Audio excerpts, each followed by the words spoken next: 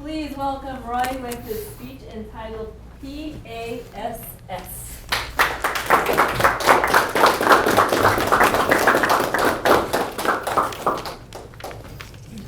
Good evening, ladies and gentlemen, fellow Toastmasters. Woke up this morning and I realized I'm speaking today and I did not have a speech to give. So the first thing I did was thought, what can I talk about? I know, I can tell a story. I have lots of stories. Some of them I can't tell, some of them I can tell. Of the ones that I can tell, this is the most family friendly. So I'm going to take you back to a time. Time is 2008. 2008, I have just recently separated from the military, and I am broke. I'm as broke as they come. I have no money to my name. The first thing that happens after I spend some time bouncing around random jobs is I get a call from a company, and that company offers me a job. And they said, hey, how would you like to go to Baghdad, Iraq, and spend a couple of years searching out bombs with a bomb dog? So needless to say, I had some questions. My first question was, do I sign in red ink, black ink, or blue ink? Which one is the appropriate ink to sign? For those of you that don't know, I was also a bomb dog handler in the military. So this was not a departure for me. This was something that I had done all along. They just offered to pay me orders of magnitude more money to do it. No problem at all for me. So the first thing they did after that was they shipped me off to Von Lick Kennels in Peru, Indiana. If you've never been to Von Lick Kennels in Peru, Indiana, there's absolutely nothing there other than the kennels. That's it. All you have is a kennel with some dogs in it, and that's it. So they gave me my dog and they said, all right, as soon as we get your visa, we're going to send you to Amman, Jordan, where you're going to await your arrival into Baghdad.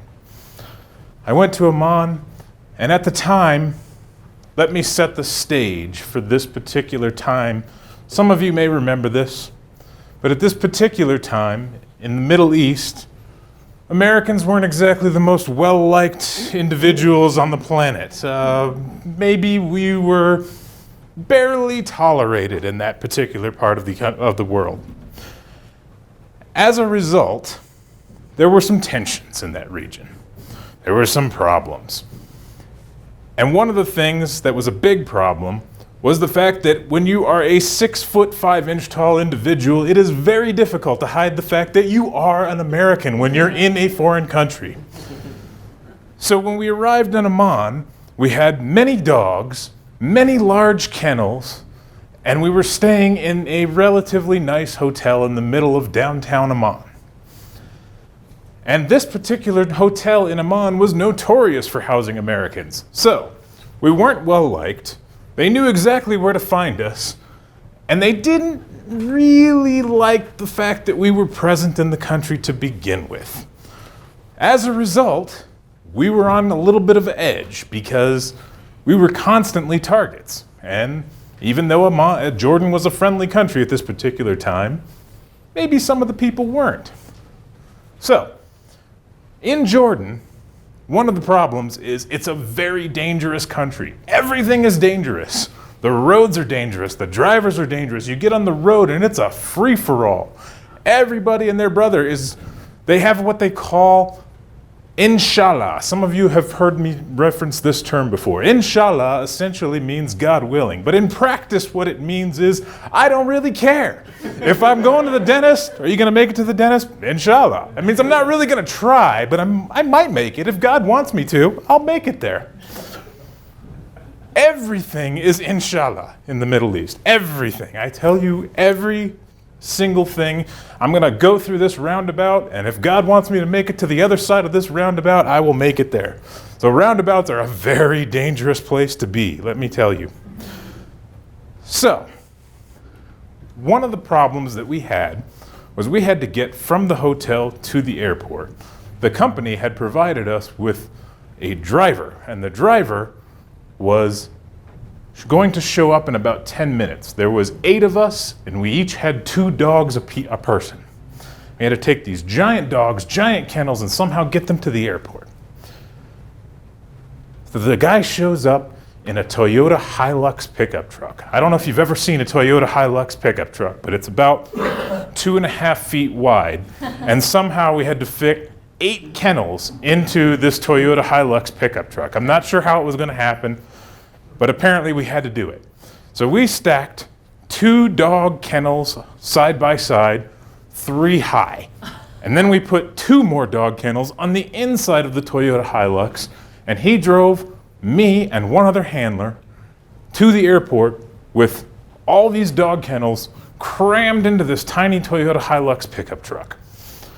So now I'm very nervous because we're driving through one of the most dangerous cities to drive in on the planet, where every time you go out onto the road, you are risking your life. You think Albuquerque is bad? Albuquerque has nothing on Amman, Jordan. Now we have a guy who doesn't really speak the greatest of English in a truck that maybe wasn't roadworthy at the time. I don't know if it was or not. I don't think it was. And we're driving at about 300 miles per hour down Amman streets.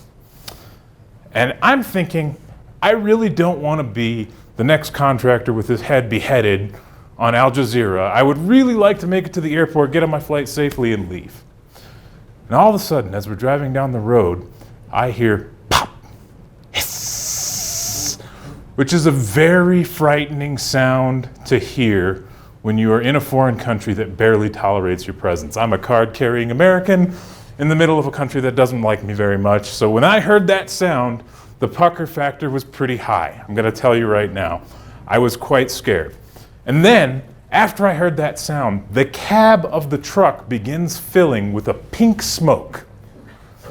The entire cab is filled with this pink smoke, so the driver slams on his brakes in the middle of downtown Amman and comes to a complete and utter stop. I am thinking, this is an ambush. I am now officially being ambushed in Amman. I'm going to be dead very soon. So the first thing I did was I run to the back of the truck, I grab my dog out of the kennel, I put her leash on, and we go running for the first Jersey barrier that we can find.